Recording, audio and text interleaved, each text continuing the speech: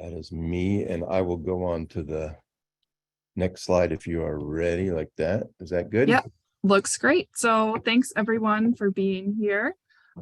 Today's topic is called All About Unknown Ataxia Without a Family History. Just a couple friendly reminders before I pass it to Dr. Wilmot. So you can turn on closed captioning using the CC icon from your menu on your screen. You can, number two, feel free to chat with other attendees using the chat feature. And number three, if you have any questions, please submit questions for the speaker using the question and answer feature. Questions will be answered at the end of the presentation. So with that, next slide, I am proud to introduce Dr. Wilmot. He is an associate professor at Emory University. He received his MD, PhD from the University of Michigan, did a neurology residency at Emory University, and then remained at Emory as faculty in the Department of Neurology. He's trained in basic science and initially focused on research on mechanisms of axonal stability and regeneration. Dr. Wilmot is currently most active in clinical research in ataxia. He is a member and past leader of the Cooperative Ataxia Group, a member of the Collaborative Clinical Research Network in Friedreich's ataxia, and started the Cooperative Ataxia Registry, a patient-based registry for those with ataxia. And so I'm proud to introduce him and thankful for him, and we'll pass it to him. Thank you. Great to be here today. I will be covering this topic, all about unknown ataxia without a family history, although I am not going to exclude genetic disease for reasons that we'll get into. It's hard to know exactly how to pitch the webinar in the best way that's most relevant for most people. And I've adapted some slides from some talks to doctors and medical students and stuff, because I think it's appropriate for you to understand where we come from when we are seeing you as an ataxia patient. And especially in the unknown ataxias, this is an issue. So this is me.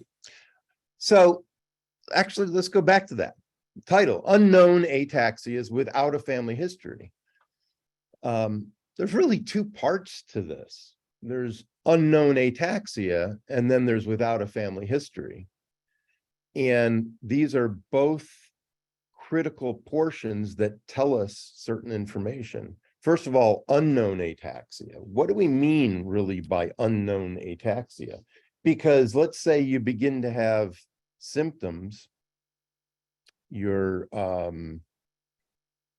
having walking problems, maybe some speech problems, maybe some coordination problems, maybe some other stuff, and you haven't had any testing yet. Well, you have an unknown ataxia then, but maybe you have a very specific ataxia, that runs in your family or something.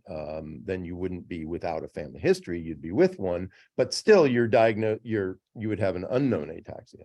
Or maybe you have a very identifiable ataxia, but you haven't had the testing yet. So we have to think of that. And an unknown ataxia patient might be somebody who's simply not yet been tested. So we're going to talk about how we approach the testing of ataxia. In fact, that's the majority of what I'm going to be talking to you today about, because I think it's really important to understand that whole process. Maybe the testing is not complete yet, and the issue with this is it ever really complete? Because there are new ataxias being discovered, and so maybe the testing needs to be revisited at some point. The fact is, though, that we don't test for everything in every person. Medicine just can't work that way. And so we use our training and our clinical understanding and expertise to try to guide who needs to have what tests sent on them in order to maybe establish that it is not an unknown ataxia. Maybe if you add this additional test, it now becomes a known ataxia subtype. But maybe, testing is essentially completely complete and the ataxia is still unknown. and your ataxia subtype was not identified. And that is definitely possible because some ataxias do not have any abnormal tests at this point that let us be absolutely certain of what is causing that ataxia. So it is possible to have a truly unknown ataxia, but I don't think that we can pitch this webinar just to those people, because a lot of people have an unknown ataxia, but that doesn't necessarily mean that their ataxia is incapable of being known. And so we need to go over that. And then the second part of this is without family history. And what does that mean? Well, first of all, and I don't even think I put this on the follow-up slide here, but it means that, you know, there aren't other people in your family that have known disease, but there's reasons for that. You know, obviously, maybe that's because if you have no family history of the disease, it means you do not have a genetic cause of your ataxia. But it doesn't have to mean that, because you can have no family history, but still have a genetic disease. And when this happens, that there is still a genetic disease despite being no family history, we have to take that into account. And when we listen to somebody who gives no family history for a disease, first of all, that's dependent on getting a really good family history. Maybe somebody's adopted, then and doesn't know their family, then there is really no family history. It's not that it's negative, but maybe somebody had parents who died very young, or they have a very small family. They only know the medical history of one or two people in their family. Is that truly a negative family history, meaning nobody in the family knows it? That's hard to say. So the quality of the family history is always important to know.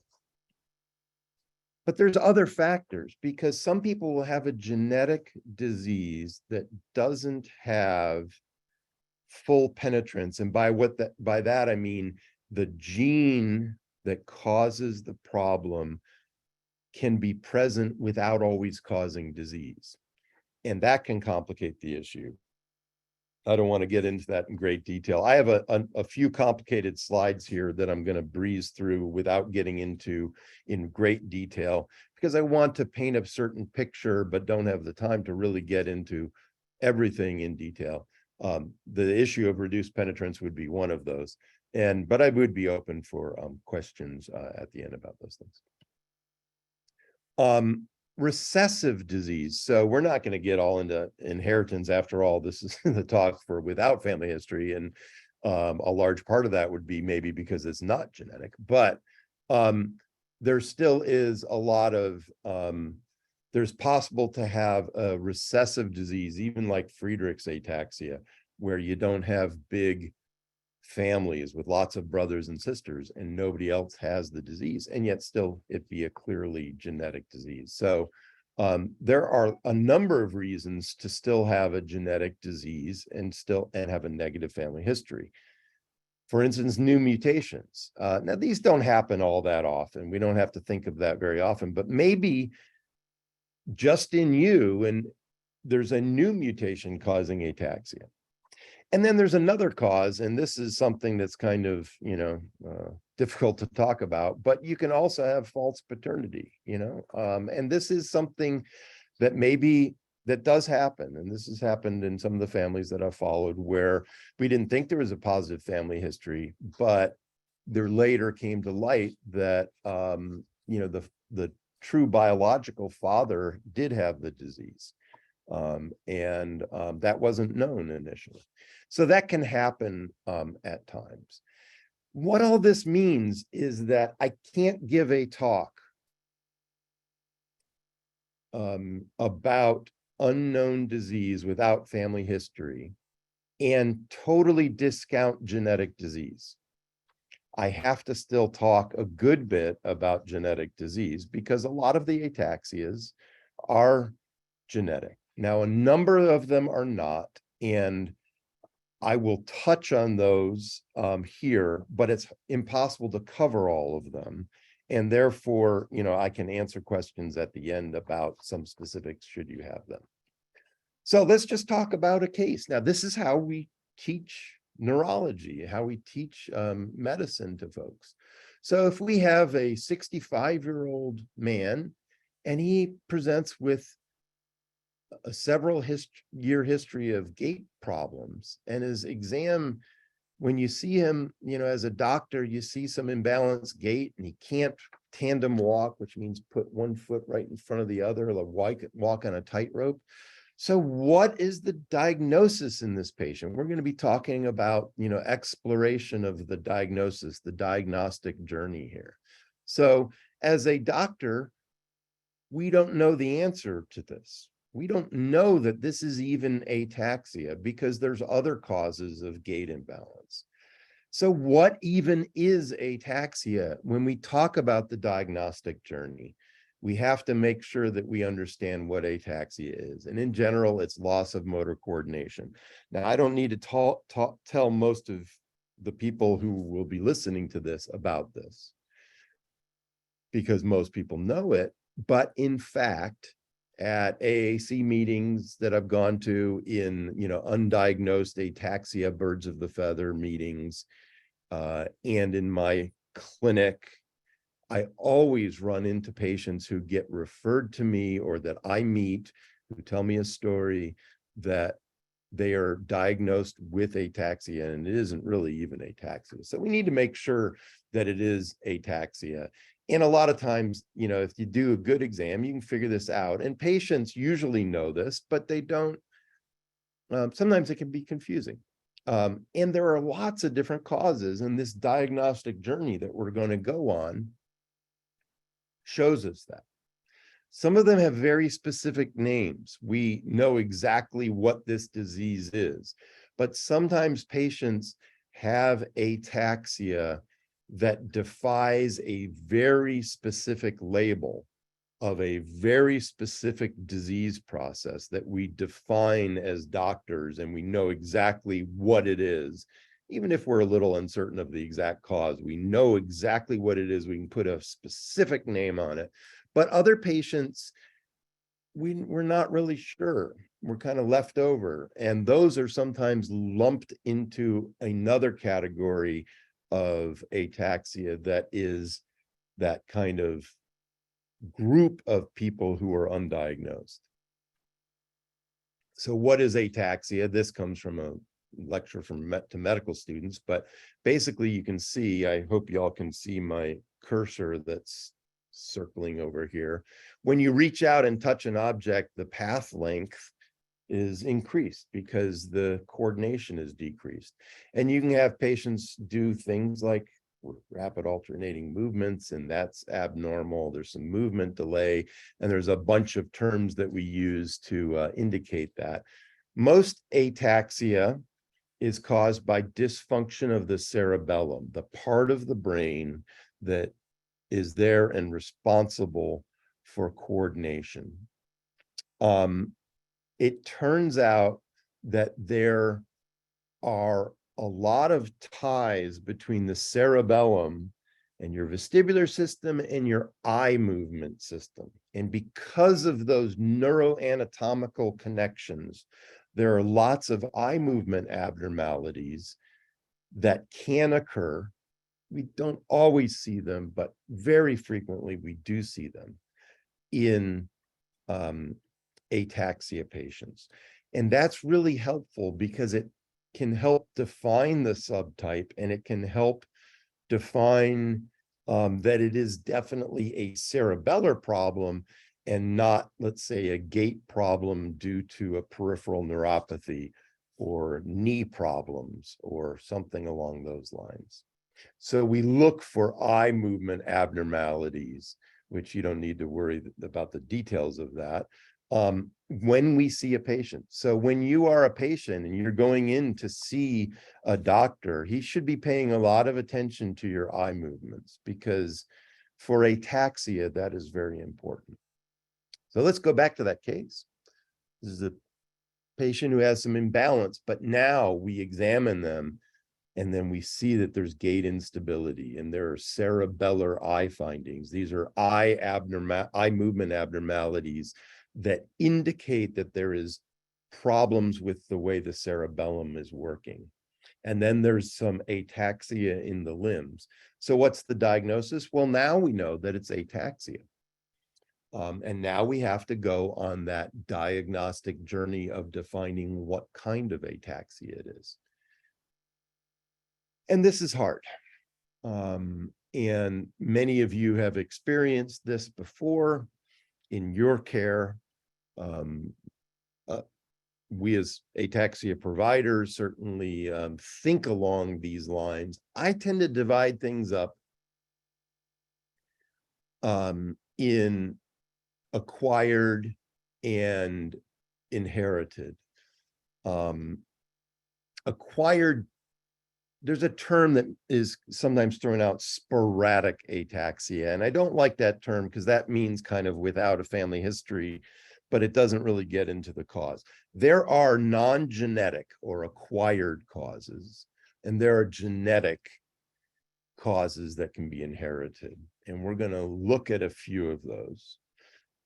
In the acquired group, some things just mainly cause ataxia. And these we're going to be thinking a lot about in these patients who have ataxia and on a very good, thorough family history, do not have a positive family history. We're going to be thinking, again, this is not a medical talk to a bunch of other neurologists. This is a more generalized talk. So the very specifics of this, I'm not going to get into too much, but there are autoimmune causes of ataxia that would not give a family history. And when you start out, you might not know that it's an autoimmune ataxia, and therefore it's an unknown ataxia, and maybe it's autoimmune. And there are causes for this. Some patients, this tends to be a very quickly evolving cause, but it's called paraneoplastic cerebellar degeneration. That's a cause that if you have a cancer somewhere in your body, you can make antibodies to that cancer to try to fight it off. And sometimes those cross-react with the cerebellum. So we screen for that sometimes, but not in every patient. It depends on the presentation of the patient. There are other antibodies, this thing called GAD65, and I have a slide on this later, that can cause ataxia. And if you have these antibodies, there actually might be an important treatment. So it's important to screen for these. There's something called gluten ataxia, which is a cause of gluten, a cause of ataxia due to antibodies to components of gluten, which is found in wheat and some other grains. And that typically can cause what's called, celiac disease. But even without a lot of symptoms in the gut, it is possible that you can have symptoms of cerebellar dysfunction. There are other things that can happen here too that are autoimmune, including some over here on the secondary that I'll talk about in a second. But suppose that, and some of these, you just send off tests for these. Blood work identifies a lot of this stuff. But if all that blood work is negative, you really might fall into that unknown ataxia group. And that unknown ataxia might be something like a disease called multiple systems atrophy, or MSA. Multiple systems atrophy is a degenerative disease of people that affects the cerebellum and can also affect the systems in your brain that can cause a Parkinson's disease-like syndrome. It can also cause problems with your blood pressure regulation and some other autonomic functioning like urinary control, severe problems with urinary control at times. And people who have MSA, there's really not a test that clearly identifies who has MSA and who doesn't. So how do we diagnose MSA? Well, usually it's because people look a certain way. They have a certain speed of the disease. It evolves over a certain length of time. Sometimes the MRI can give us clues that it's MSA, but those changes on the MRI that indicate MSA are not perfect. There's more recent research by Jeremy Schmahmann, who many of you probably know, that is pointing to some ways of looking at MRIs over times that can be pretty good indicators of MSA. And there's other things that we look for. But at least initially, a single MRI early in the disease doesn't really define MSA in most cases. But the clinical features of a patient to a good neurologist who's clued into it might indicate MSA. But then, you know what? There are patients who don't fit those features, who all their blood work's negative, everything else is, and what do they have? Well, we kind of lump them into a category of seems to be acquired. We don't have a clear genetic thing. And so we call it idiopathic, which just means we don't know what's causing it, basically. Late onset, because most of these patients are a little bit older, cerebellar atrophy. And a lot of people who have unknown ataxias, who have had a very thorough workup, who don't meet certain features like that indicate MSA, will be in this category. But they might be taken out of that category and put into other categories, depending on additional testing that could be done for them. Is there a disease that has no positive test that we can ever imagine, blood test, imaging, whatever, that where part of the cerebellum just degenerates, not due to a genetic cause, not due to other things that we already know about? The answer to that is we don't really know. I kind of think so, but we debate that amongst the ataxia specialists community. The doctors who treat ataxia aren't as sure of that as we would like to be.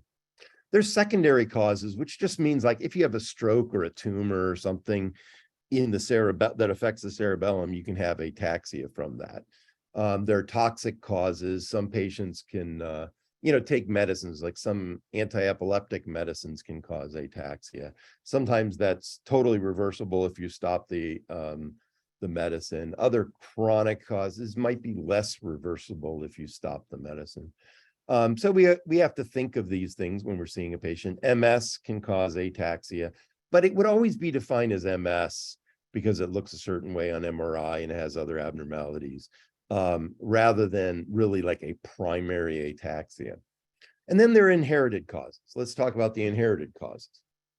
Well, again, this is an inherited cause, and we can think of some secondary causes. These are patients who have developmental delay and real bad problems, maybe seizures, a bunch of other things, but then they also have some ataxia. And I'm not even going to get into any of those. When we get into the inherited causes and we think of the primary ones, which just means that the ataxia is the predominant feature, there's so many diseases to think about. Lots and lots.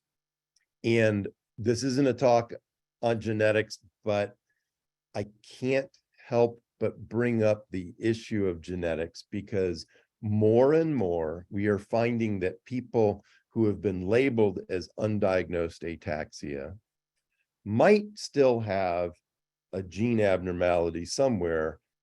And as we learn more and more which gene abnormalities can cause ataxia, and we learn more and more about the best way to search the genome for abnormalities that could cause ataxia, we're finding more and more. Now, most of the autosomal dominant ataxias are the spinocerebellar ataxias, and most of these have a autosomal dominant pedigree, just meaning that it's usually passed down from generation to generation. So usually the mother or the father will be affected, and therefore they wouldn't really qualify for this talk, because in most cases, there is going to be a known family history of the autosomal dominant ones.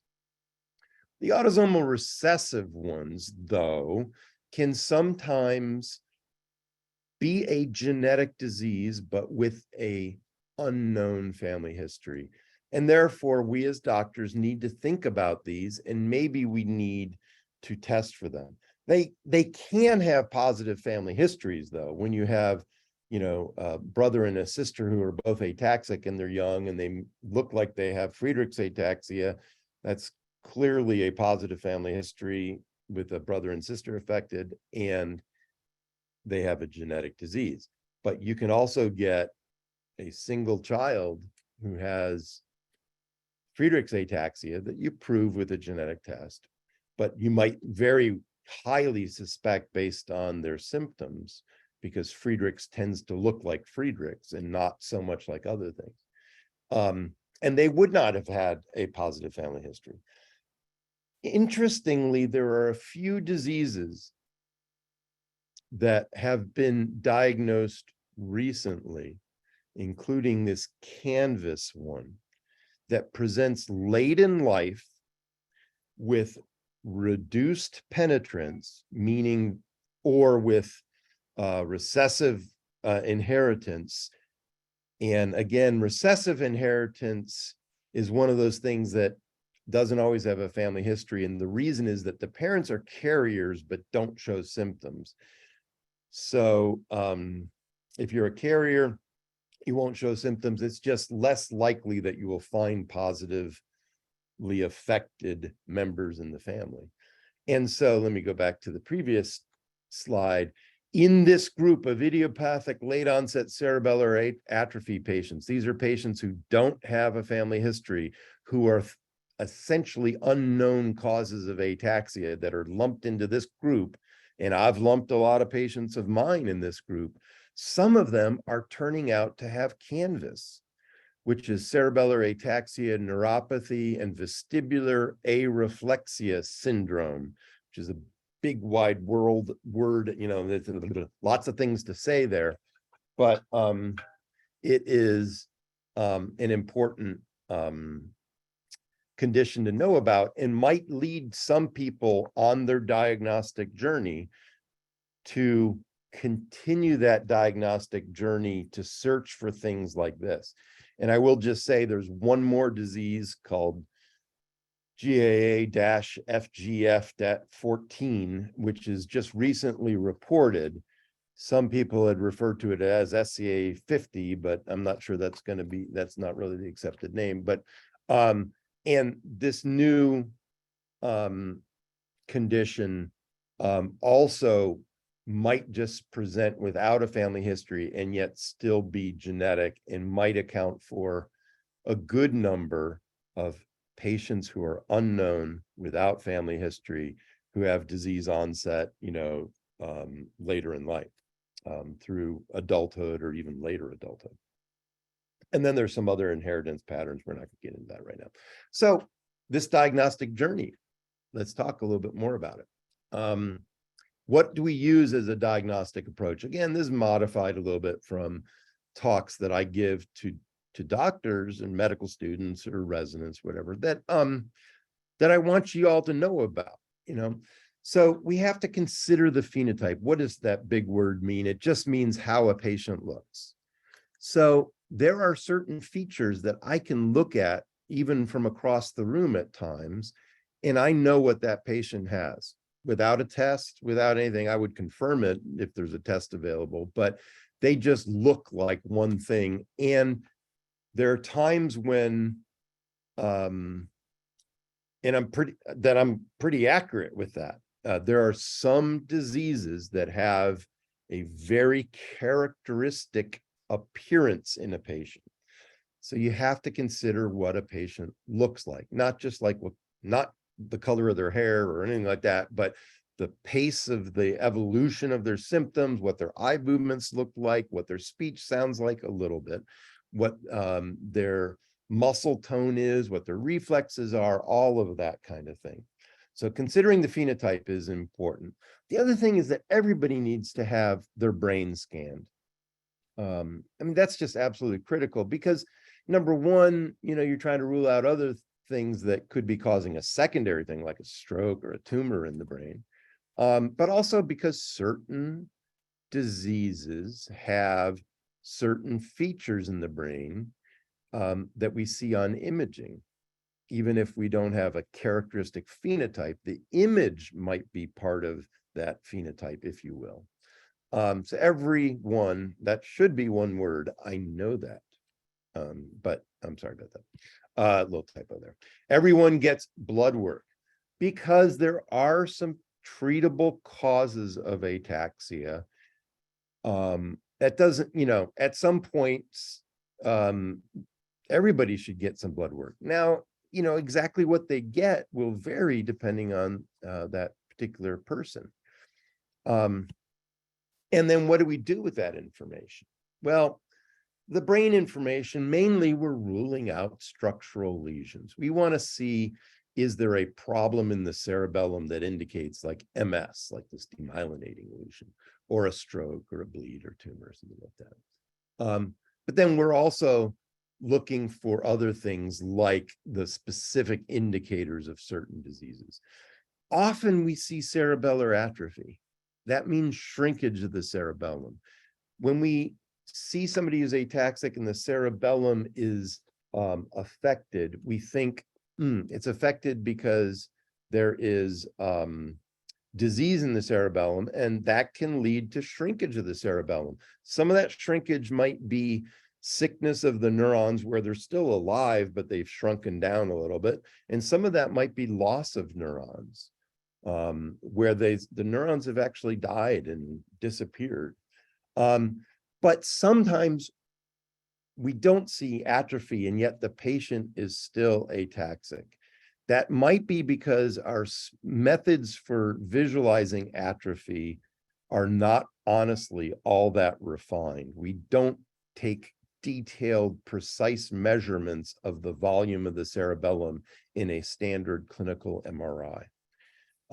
Or it might be because there's a few key neurons that are being affected and the bulk of the cerebellum is okay, but those key neurons are enough to give symptoms.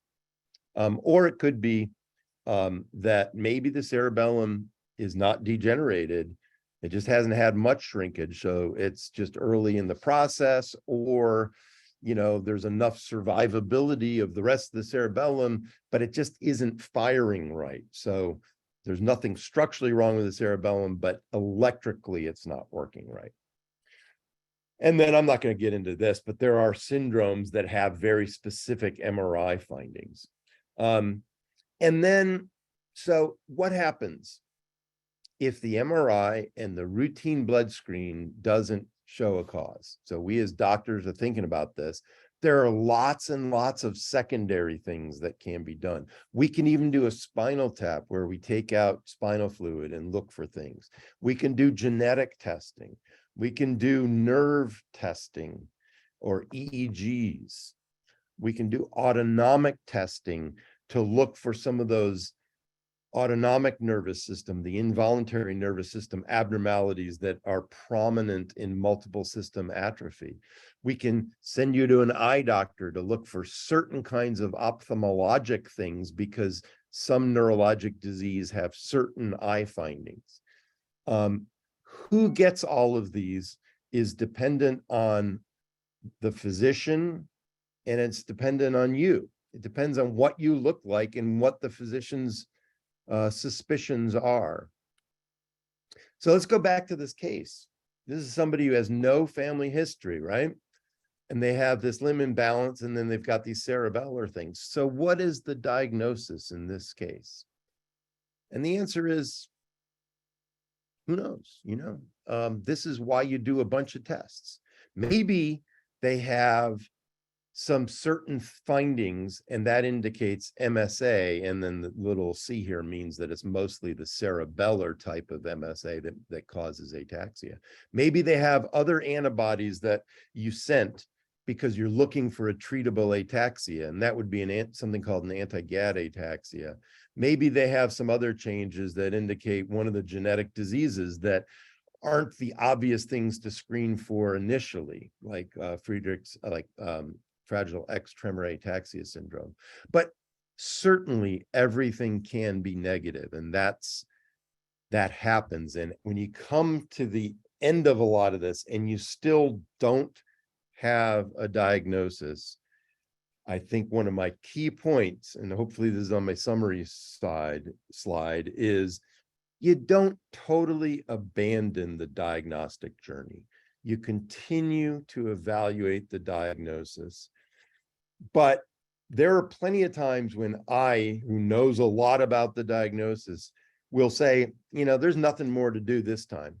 That doesn't mean that in some future time, I'm not going to send some additional test. So one of those tests can be genetic testing, because our ability to find genes now is really advanced. And these are a bunch of papers that are written about how likely are we to find a genetic disease. If we just take somebody like the one that this webinar is directed towards, with no family history, who's had a good diagnostic workup, but let's say not super involved genetic testing, and has an unknown ataxia, how likely are we to find a genetic cause based on those no family history cases? And the answer is, it's certainly not zero, maybe up to 50% or so, almost. It's higher on early onset than late onset. It's higher when you do have a family family history, certainly. But even in well-defined sporadic, meaning no family history cases, genetic causes can be present in a good number of patients. And as we discover these new genes like Canvas and the GAA FGF14 disease, we are finding more and more. And what is really interesting, and it shows our limit, is that even when we do whole exome testing, which I can define later on, I don't want to spend time on it right now, but where we look at the coding regions of the entire genome in somebody, or where we look at every single base pair in the genome that we can, all 3 billion base pairs, where we do whole genome sequencing, we still don't find genetic causes in maybe up to 30%. So we just don't know all the causes of ataxia out there, even when you have the very best testing that we can do correctly or currently. And what's important is that there are a few actionable diagnoses that we could find. So should we do genetic testing in everybody who is an unknown with no family history? The answer is ultimately yes. Do I do it in absolutely everybody? No, although I'm getting more and more to that point. Because we still have suspicions for certain things, and we still have limitations that are practical, like, is insurance going to pay for it? That type of thing. Canvas, I don't really want to get into all this, but it is a genetic disease.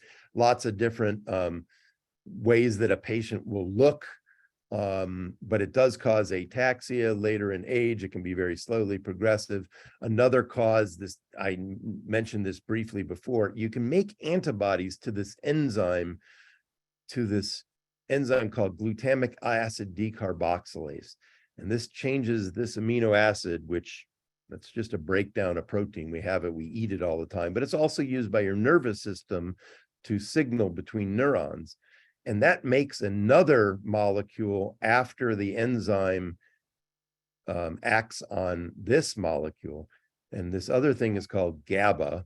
And it turns out that with antibodies to this, you can develop ataxia. You can also, so you can have high titers of ataxia to this. So high titers of antibodies. So if you look at your antibodies, turns out normal people will have low antibodies. In diabetes type 1, you can develop high titers of antibody, but some ataxia patients will have very high titers, meaning just a lots of antibody to this enzyme.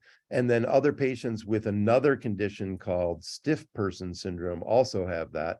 Some people have ataxia and stiff person syndrome, and this can be treated specially. So this is another example of a sporadic ataxia, one typically without family history, non-genetic, that might be in that undiagnosed category if this specific test is not sent.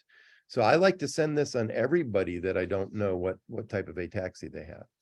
Well, let's say you've got ataxia, you've got a good diagnostic journey, you're at the end of that, and poof, you still don't know what you have.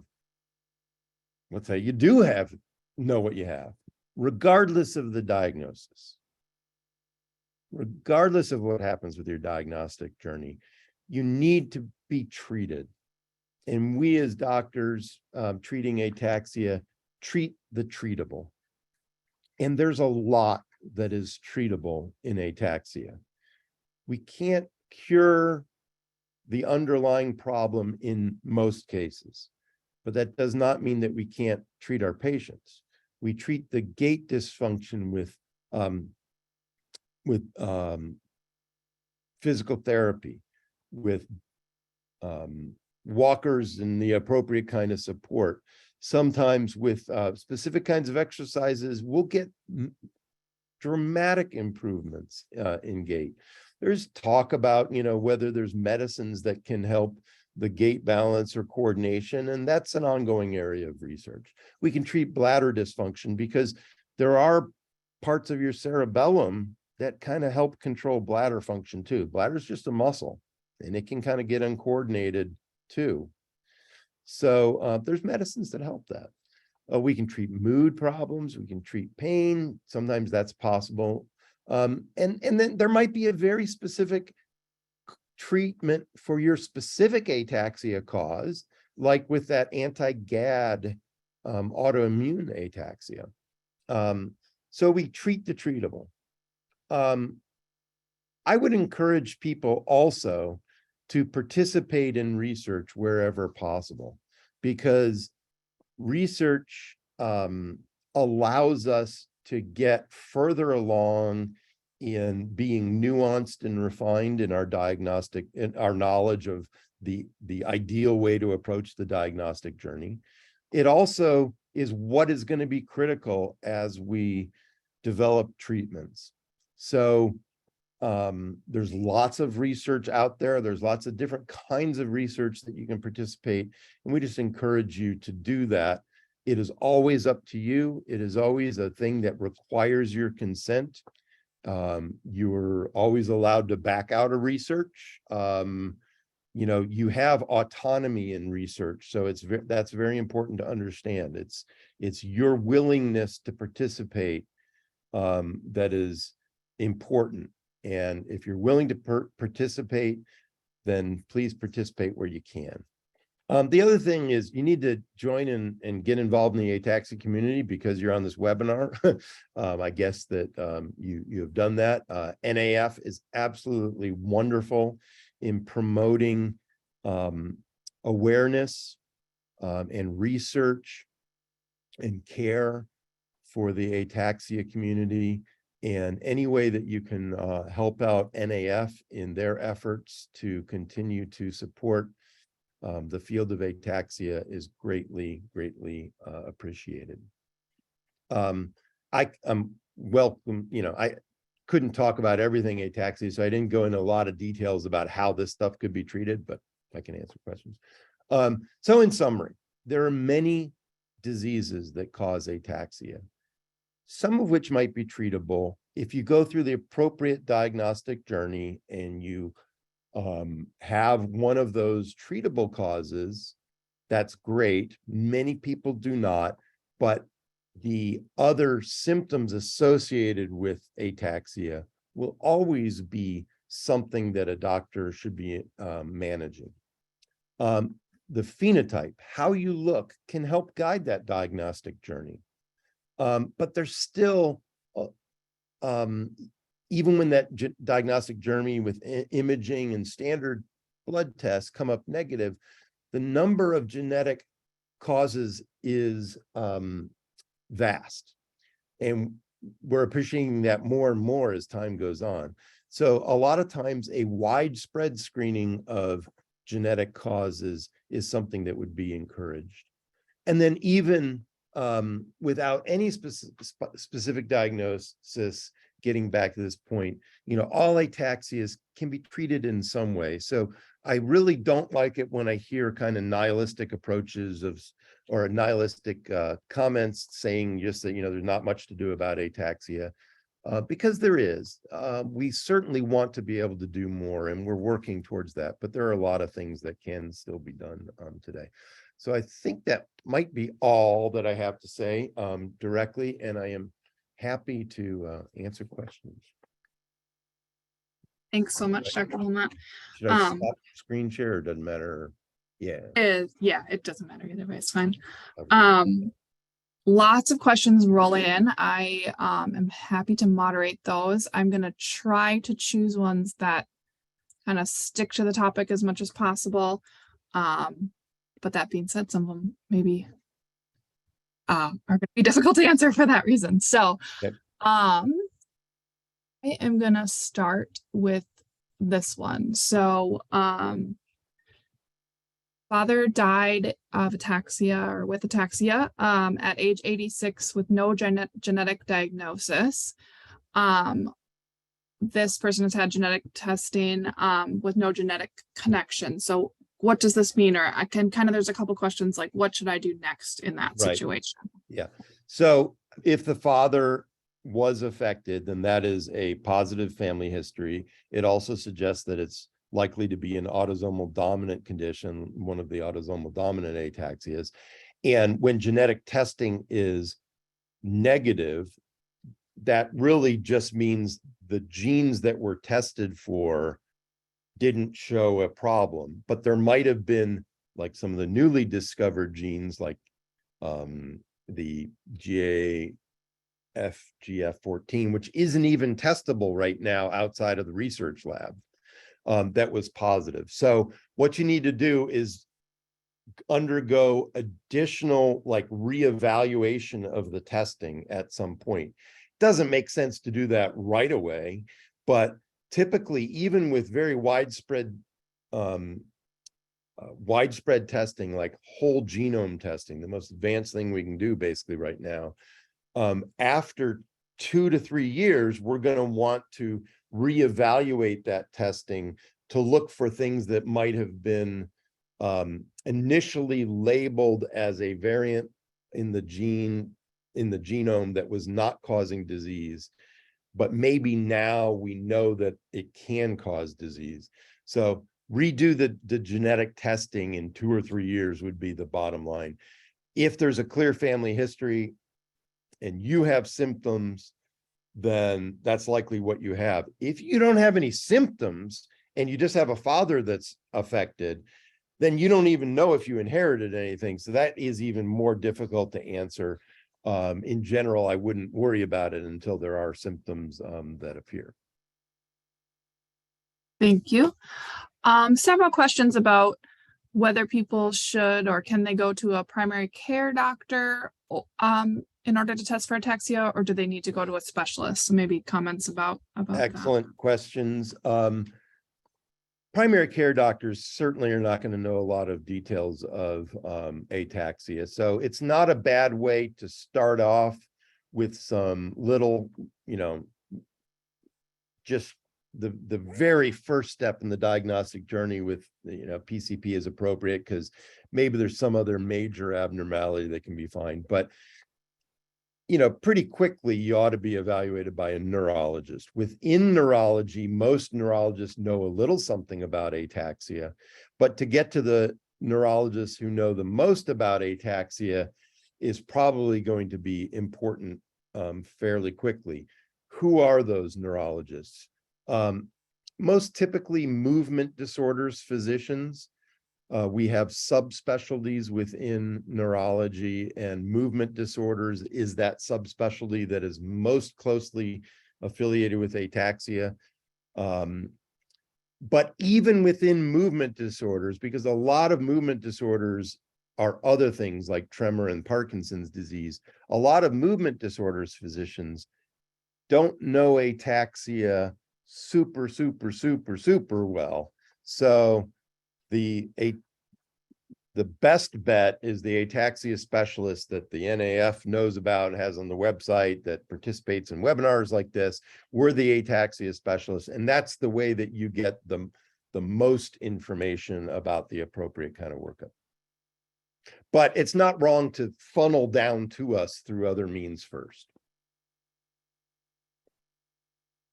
Great, thank you. Some questions about how often should brains be scanned, or how often should someone get an MRI? So really the main purpose of an MRI is just doing one when symptoms are present to rule out things like tumors and strokes. And it would not necessarily need to ever be repeated because those can be ruled out with one MRI, as long as it's done, when you have symptoms. So my answer would be usually only one. You don't need to repeat it.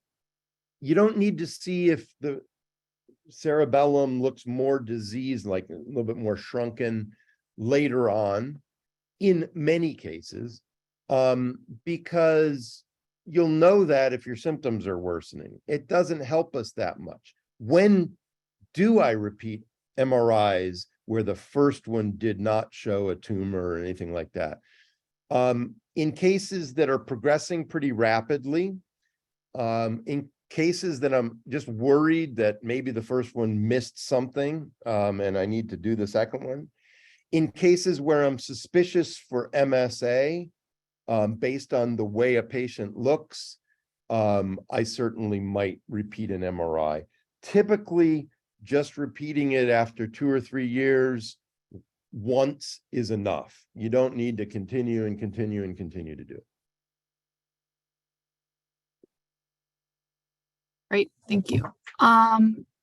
Does early onset necessarily mean a less favorable prognosis? Depends on the disease. So within a disease, like let's take one of the dominant ataxias, SCA7. It can present very late, it can present very early, and those who present very early typically will have worse disease. But there are definitely diseases that present extremely early and have a very slow progression, like SCA15, which I think is allelic with 16, SCA15, 16, and I think that's also with 29. But those are like almost congenital problem, but then there's also some later on progression, but it can be very, very slow and very mild. So between diseases, it's really hard to say that. And also, even within a disease, although earlier, usually more severe, there's enough variability in that you can't always say that's the case.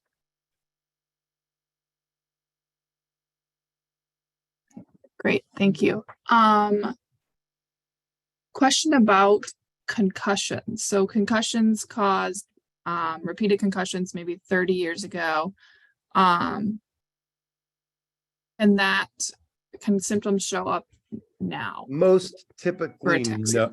Yeah, for ataxia, most typically no, especially if it's a pure ataxia. A little bit of ataxia or motor control problems, along with tons of cognitive things that are, like a CTE, just chronic traumatic encephalopathy kind of thing, potentially could happen. There's also some very weird progressive dystonias that can happen long term after injuries. Those are more typically twisting of an arm or something like that, and not just a pure ataxia. So by and large, no. There can be some very special exceptions to the no, but almost always that's a no.